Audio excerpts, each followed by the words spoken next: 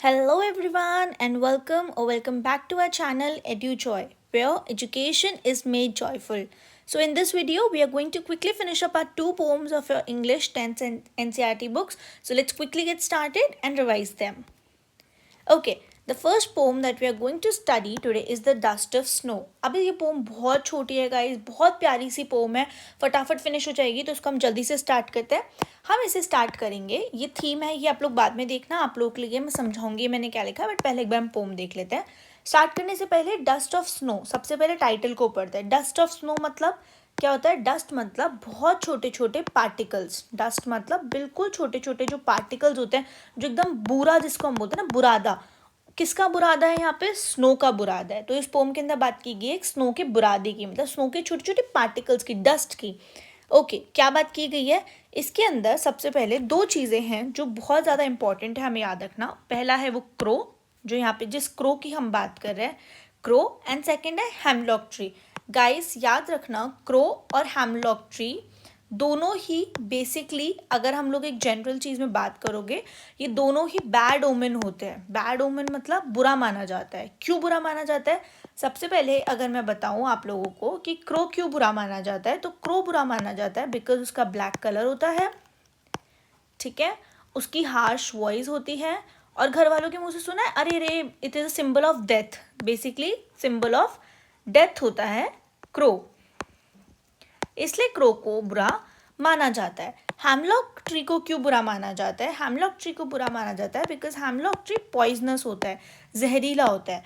तो इस चैप्टर के अंदर जो दो मेन लोग हैं, यानी कि क्रो और हमारा हेमलॉक ट्री, दोनों ही क्या है? बहुत ज़्यादा, दोनों ही एक बैड ओमेन है. क्रो है बिकॉज वो ब्लैक कलर का है, उसकी वॉइस हार्श होती है और सिंबल ऑफ डेथ होता है. और हेमलॉक ट्री क्योंकि वो बहुत ज़्यादा पॉइजनस होता है. बट इस चैप्टर के अंदर क्या क्या समझाया गया है, आइए देखते हैं.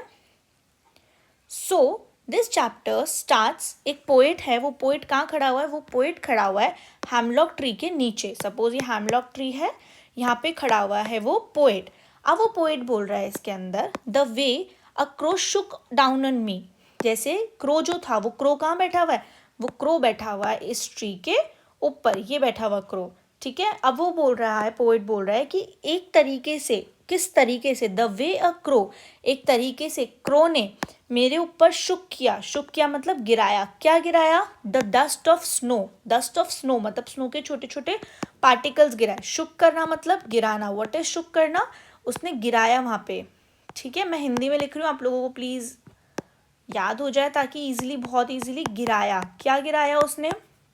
उसने गिराया द डस्ट ऑफ स्नो. कहाँ से गिराया? From a hemlock tree. Hemlock tree के ऊपर से उसने उसके ऊपर क्या गिराया? डस्ट ऑफ स्नो को नीचे गिरा दिया, पोइट के ऊपर गिरा दिया. फिर वो बोल रहा है हैज़ गिवन माई हार्ट. जैसे वो स्नो, डस्ट की स्नो मेरे ऊपर आई, वैसे उसका हार्ट क्या हो गया? एकदम अ चेंज ऑफ मूड, मतलब एकदम से उसका मूड क्या हो गया? चेंज हो गया. पोइट यहाँ पे कैसा था? बहुत सैड था. और जैसे उसके ऊपर स्नो, डस्ट पार्टिकल स्नो क्या है, पोइट क्या हो गया? एकदम से क्या हो गया? बहुत ज़्यादा हैप्पी हो गया.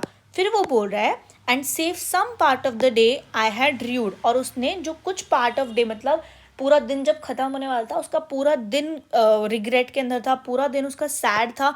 लेकिन जैसे उस क्रो ने, क्रो भी बैड ओमेन है, हेमलॉक ट्री भी बैड ओमेन है, लेकिन इस पोइट के लिए क्या है? वो यहाँ पे अच्छा ओमेन बन चुका है. पोइट के लिए क्या है? लकी हो चुका है. क्यों लकी हो चुका है? क्योंकि उस हेमलॉक ट्री पे से जब उस क्रो ने डस्ट गिराया तो पोइट का मूड कैसा हो गया? एकदम से पोइट का हार्ट हैप्पी हो गया, पोइट का मूड चेंज हो गया. तो लोगों के लिए हो सकता है कि वो हेमलॉक ट्री और वो क्रो एक बैड ओमन हो, लेकिन यहाँ पे पोइट के लिए उस पॉइंट पे क्या था?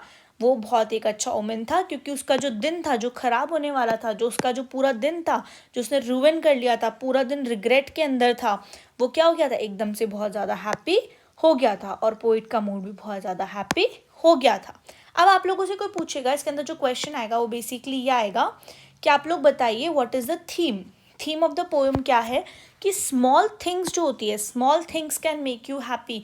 छोटी छोटी चीज़ें. कितनी छोटी सी चीज़ थी. कई बार ऐसा होता है बारिश के बाद में आप लोगों के भी सिर पे कई बार पानी की बूंदें गिर जाती है पेड़ से, तो कितनी छोटी सी बात है, लेकिन इस छोटी सी बात ने क्या पोएट के मूड को हैप्पी कर दिया. सेकेंड, इस पोएम की थीम क्या हो सकती है? कि हमें बहुत छोटी छोटी चीज़ों के अंदर भी क्या होता है? जॉय ढूंढ लेनी चाहिए.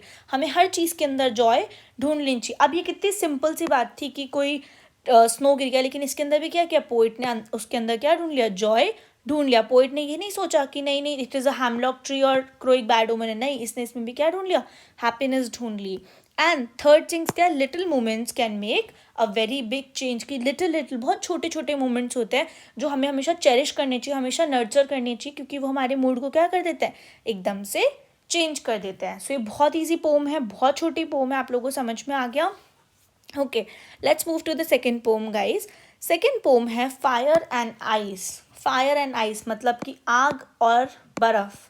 अब आग और बर्फ क्यों है इस पोम का नाम, इस पोम में क्या होने वाला है, लेट्स सी क्या होने वाला है इस पोम के अंदर। इस पोम के अंदर जो पोएट है वो पोएट बता रहा है कि वर्ल्ड का क्या होगा, डिस्ट्रक्शन होगा, वर्ल्ड का क्या होगा, डिस्ट्रॉय होगा वर्ल्ड, ठीक है। लेकिन वर्ल्ड डिस्ट्रॉय कैसे होगा, दो चीज़ों से होगा, या तो फायर से होगा या तो आइस से होगा। अब फायर यहाँ पे मतलब सचमुच की आग नहीं बोला गया, अगर साइंटिफिकली बात करो तो साइंटिफिकली क्या होगा कि या तो टेम्परेचर इतना राइज हो जाएगा कि ग्लोबल वार्मिंग होगी और अर्थ ख़त्म हो जाएगा, ठीक है, ग्लोबल वार्मिंग की वजह से इतनी ज़्यादा गर्मी हो जाएगी कि अर्थ ख़त्म हो जाएगा और सारा फायर की वजह से डिस्ट्रॉय हो जाएगा, या फिर बर्फ़ इतनी ज़्यादा जम जाएगी, टेम्परेचर इतना लो हो जाएगा कि बर्फ़ जम जाएगी और हमारा वर्ल्ड क्या होगा, ख़त्म हो जाएगा। बट हम यहाँ पे साइंस की बातें नहीं करेंगे, हम यहाँ बात करेंगे इंग्लिश की।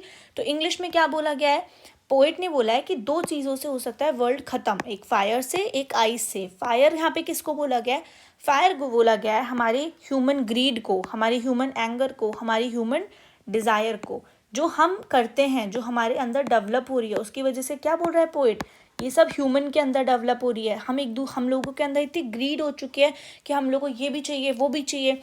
फॉर एग्जांपल हमें इस कंट्री पे भी कब्जा करना है, उस कंट्री पे भी कब्जा करना है, तो वो हमारी ग्रीड है, हमारा एंगर है एक दूसरे के लिए, हमारी डिज़ायर्स है वो इतनी बढ़ चुकी है कि वर्ल्ड क्या होगा, ख़त्म हो जाएगा। एंड सेकेंड रीज़न क्या है, आइस। आइस मतलब hate.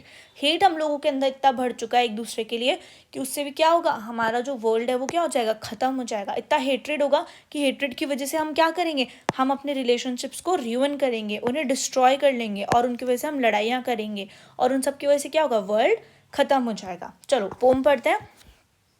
Some say that world will come end in fire, कि कुछ लोग कहते हैं कि फायर की वजह से एंड हो जाएगा, मतलब ग्रीड, एंगर, डिज़ायर की वजह से वर्ल्ड एंड होगा। और कुछ कहते हैं आइस की वजह से, मतलब हेट की वजह से। हेट की वजह से क्या होगा, रिलेशनशिप्स खराब होंगे, डिस्ट्रॉय हो जाएंगे सारे रिलेशनशिप्स और लड़ाइयाँ हो जाएगी।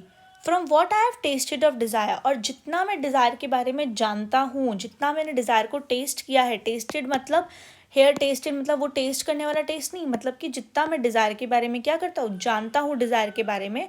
I know, I hold with those, कि मैं उन लोगों का साथ देता हूँ जो बोलते हैं कि हाँ फायर की वजह से क्या होगा, जो हमारी जो वर्ल्ड है वो क्या होगा, ख़त्म हो जाएगा।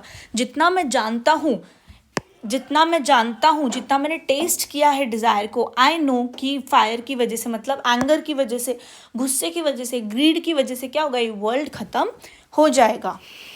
नेक्स्ट वो बोल रहा है but if I had to perish twice, इसका मतलब अगर वर्ल्ड को दोबारा ख़त्म होना हुआ, अगर वर्ल्ड को दोबारा ख़त्म होना हुआ, पेरिश मीन्स डाई, यहाँ लिखा हुआ है देखो, perish means die twice. But अगर पहली बार वर्ल्ड क्यों ख़त्म होगा, फायर की वजह से ख़त्म होगा, एंगर, डिज़ायर, ग्रीड की वजह से ख़त्म होगा।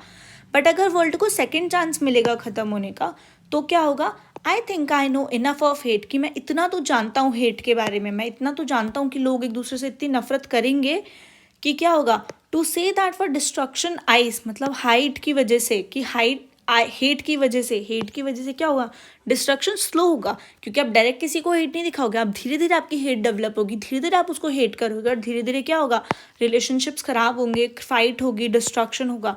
लेकिन but it is also great, but ये भी कहना गलत नहीं होगा कि वो सफिशेंट है वर्ल्ड को ख़त्म करने के लिए। तो इसमें पोइट बोल रहा है कि पहली बार जो वर्ल्ड ख़त्म होगा वो होगा फायर की वजह से, ठीक है। सेकेंड बार जो वर्ल्ड ख़त्म होगा वो होगा हेट की वजह से, क्योंकि लोग एक दूसरे से इतना हेट करेंगे कि वो एक दूसरे को मारने पे आ जाएंगे, वर्ल्ड क्या होगा, ख़त्म हो जाएगा, ह्यूमैनिटी क्या हो जाएगी, ख़त्म हो जाएगी, रिलेशनशिप्स प्योर नहीं रहेंगे, लव बिल्कुल ख़त्म हो जाएगा। Okay, now when we move to the chapter, इस चैप्टर की थीम बहुत सिंपल है, फटाफट से देख लेते हैं। चैप्टर की थीम ये है कि हम लोग एक दूसरे से लव रखें, म्यूचुअल अंडरस्टैंडिंग रखें, एक दूसरे की हेल्प करेंगे, तो क्या होगा, अर्थ के ऊपर पीस आएगी और अर्थ ख़त्म नहीं होगा। वरना क्या होगा, अर्थ थोड़े टाइम बाद में जाके हमारी हेट, हमारे एंगर की वजह से अर्थ ख़त्म हो जाएगा। Okay, so here we come to the end of the video guys. दोनों पोम्स मैंने इजीली समझा दिया. अगर कोई डाउट है तो please write down in the comment section. And if you want any chapter to be posted earlier, I do it for you guys. तो जल्दी से कमेंट कर देना. I will see in to the next video. Until then have a joyful learning guys. Bye bye.